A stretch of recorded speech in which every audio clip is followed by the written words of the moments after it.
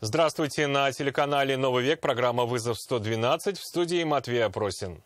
И сегодня мы расскажем о гибели пожилого мужчины во время пожара в квартире одного из домов на улице Болотникова в Казани. Я пытался зайти посмотреть, но наполовину только прошел, все, пришлось убегать. Покажем последствия крупной аварии на проспекте Победы. Я только первый раз вижу, что на такой скорости просто впритык машину передо мной, жик, и все. А также арест предполагаемого лидера ОПГ «Кинопленка». А вы знали, что вы находитесь в розыске? Конечно. Это и не только прямо сейчас. 98-летний мужчина и кошка погибли в результате пожара в одном из домов на улице Болотникова в Казани. Сообщение о возгорании в квартире на 5-м этаже поступило пожарным в 21 час и 22 минуты. Супруга погибшего смогла спастись. Она вышла из горящей квартиры на лестничную клетку. Тело мужчины пожарные обнаружили лежащим на полу через полчаса после вызова. Сосед Погорельцев узнал о гибели мужчины, когда пожарные уже справились с огнем, и он смог вернуться в квартиру. Рассказывает, когда с друзьями почувствовали запах гари, сначала даже не подумали о пожаре. Предположили, что начала плавиться проводка у гирлянды. Ее отключили, но запах становился сильнее. Поняли, что где-то что-то горит, дома оставаться нельзя, а выйти не получилось. Их дверь при открывании уперлась в открытую дверь в квартиру соседей, заблокировав им путь к эвакуации. Эта дверь вот мешает открыться. Пришлось прям долбиться. Я сказал, все, ребята, выбегаем. Там у нас 3 человека в сумме. Первый раз не могли открыть дверь. Задыхались прям. Второй раз. Ну и в третий просто раз ногой сюда, и все, и побежали. На улице узнал, что горит как раз квартира их непосредственных соседей. Жители подъезда рассказали, что внутри может быть пожилой человек. Решил проверить, но зайти в квартиру не смог из-за плотного дыма и огня.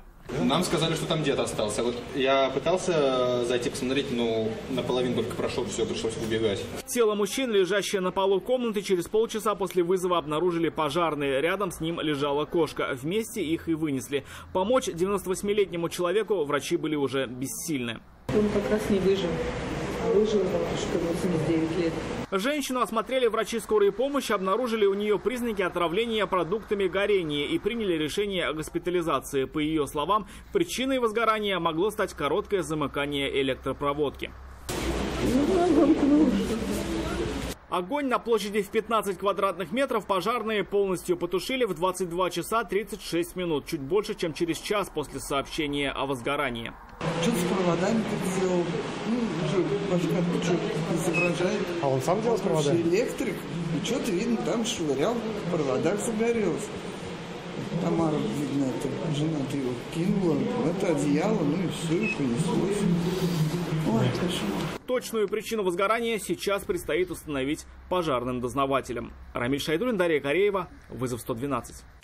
Пожар на площади более 500 квадратных метров разгорелся в Набережных Челнах. На проезде Тозелеш горела кровля ангара. Пожар произошел на территории цеха по переработке деревянной тары. За 40 минут пожарным удалось справиться с пламенем. Причину пожара устанавливают дознаватели. 2 человека были госпитализированы в результате серьезной аварии на проспекте Победы в Казани. Там сначала столкнулись 2 автомобиля «Лада Веста» и «Хёндай Крета». Удар был незначительный, водители включили аварийные сигнализации и выставили знаки.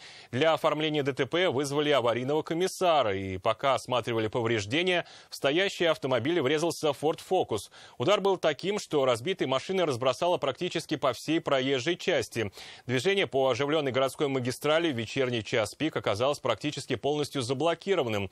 Водителям приходилось очень медленно объезжать перегородивший проезд автомобиля по одной из полос, что немедленно стало причиной крупного затора. Я только первый раз вижу, что на такой скорости просто впритык машину передо мной, жик, и все.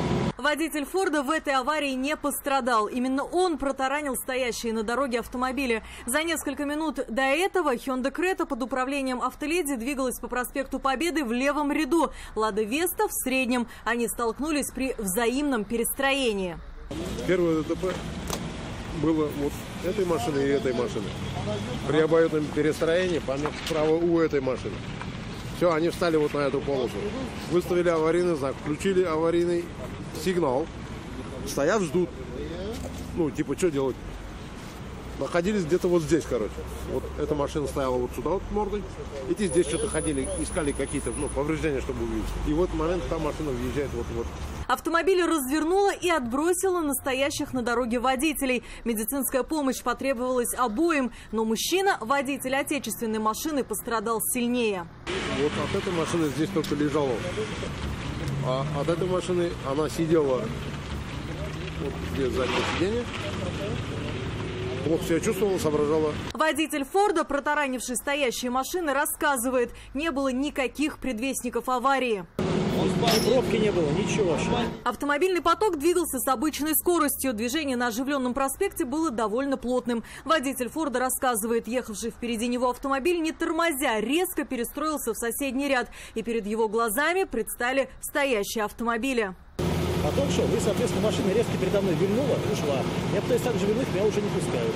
Я торможу, до конца уйти не успел. Номеров автомобиля, который резко перестроился, водитель Форда не запомнил. Считает, это делу не поможет. И всю ответственность за происшествие будет нести он сам. Который ушел, вообще, а он не виновник. В чем он виноват? Он же ушел, он не виноват. Разлетевшиеся по проезжей части автомобиля практически полностью перекрыли движение по проспекту Победы. Для проезда оставалась одна полоса, и объезжать столкнувшиеся машины надо было осторожно. Все это стало причиной огромного затора на оживленном проспекте. Поэтому автоинспекторы поспешили убрать разбитые машины с дороги и освободить проезд для других участников движения. Алия Хайрудинова, Дарья Кореева, вызов 112. Десятилетняя девочка пострадала в результате наезда на улице Краснококшайская. Она шла в школу и переходила дорогу на разрешающий сигнал светофора. Ребенка сбил 63-летний водитель автомобиля «Кадиллак». Пострадавшую девочку госпитализировали с ушибом мягких тканей голени. Через несколько часов под колеса «Шевроле» попал 45-летний мужчина. На улице Хусейна Мавлютова он решил перебежать проезжую часть в неположенном для перехода месте. Его решение нарушить правила дорожного движения едва не стало роковым. 33-летняя автоледи за рулем иномарки не смогла избежать наезда. Пострадавшего с ушибом головы увезли в больницу и после оказания помощи отпустили домой на амбулаторное лечение. Советский районный суд сегодня арестовал предполагаемого лидера казанской организованной преступной группировки «Кинопленка». Ильфат Сунгатуллин, известный в криминальных кругах как Ильфатей, был в розыске 16 лет. Сегодня ему предъявили обвинения сразу по нескольким статьям Уголовного кодекса. Мужчине инкриминируют 3 убийства, организацию преступного сообщества, бандитизм, покушение на убийство 2 человек, кражу и незаконное хранение оружия.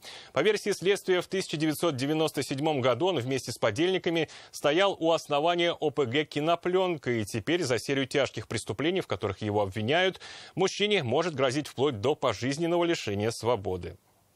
А вы знали, что вы находитесь в розыске? Конечно, я готов сотрудничать.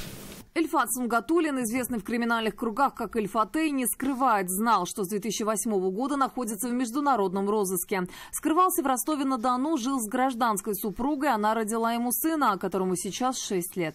Сдаваться 61-летний Ильфат не спешил. По версии следствия, в начале 90-х он был одним из лидеров организованной преступной группировки «Кинопленка».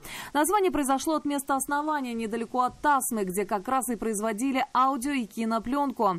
На след Ильфата Сунгатуллина вышли осенью, задержали 2 дня назад, после чего доставили в Казань. Сегодня ему предъявили обвинения в нескольких особо тяжких преступлениях. Кашапов, действуя по указанию Сунгатуллина, фанатик, совершили убийство участника бригады Ташкента Макарова. Еще 2 убийства, уверены следователи, были совершены в 1996 и 1997 годах, а через несколько месяцев киллеры обстреляли автомобиль, в котором были 2 участников другой группировки. Но потерпевшим удалось скрыться, автомат нападавших заклинил. В начале нулевых, как установили следователи, Ильфат Сунгатуллин приобрел огнестрельное оружие, которое незаконно хранил и передавал другим участникам группировки. А в 2006 и 2007 годах, как считают правоохранители, с предприятия «Тасма» были украдены емкости и титановые пластины на крупную сумму. За этим, согласно уголовному делу, также стояли члены ОПГ «Кинопленка». В 2011 году 15 членов банды уже были приговорены к различным срокам заключения. Самому Ильфатею, если его признают виновным, может грозить пожизненное лишение свободы. Я не согласен, потому что тут оговоры я не участвовал во всех преступлениях. Не говорю, что кристально чисто, но в этих преступлениях я не участвовал. Обвиняемый свою вину не признает, однако следствие уверено, вина в ходе судебного процесса будет доказана полностью. Ходатайствую перед Советским районным судом города Казани об избрании меры пресечения в виде заключения под стражу в отношении обвиняемого Сунгатуллина Ильфата Саматовича на 29 суток. Прокуратура поддержала ходатайство следователя. Адвокаты его подзащитные были против такой меры пресечения. Суд согласился с мнением следствия и принял решение об аресте Ильфата Сунгатуллина. Нафиса Минязова, Лейсан Саитова, вызов 112. И это все, о чем сегодня мы успели вам рассказать. В студии был Матвей Опросин. До встречи. Не бросайте вызов судьбе. Вдруг она его примет.